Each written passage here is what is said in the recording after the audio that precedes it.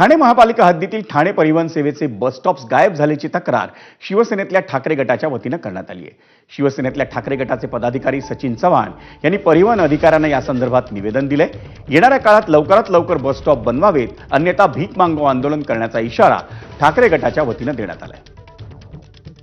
खरंच जर परिवहनकडे पैसे नसतील तर परिवहनचे जेवढे स्टॉप आहेत त्याची दुरावस्था झालेली आहे, तिथे शिवसेना उद्धव बाळासाहेब ठाकरे पक्षाच्या वतीने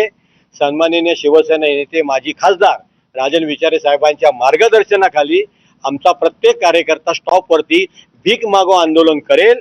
तो निधी जमा करेल आणि तो निधी परिवहन व्यवस्थापनाला देईल, जेणेकरून हे बस स्टॉप सगळे सुस्थीत व्हावेत, त्याची डागडुजी व्हावी आणि खऱ्या अर्थाने लोकांना त्या बस स्टॉपचा लाभ घेता यावा. अजित पवारांच्या राष्ट्रवादी काँग्रेसला पाठिंबा देणाऱ्या भीमराज सेनेच्या वतीनं ओबीसी आरक्षण आंदोलक लक्ष्मण हाके यांच्या विरोधात आंदोलन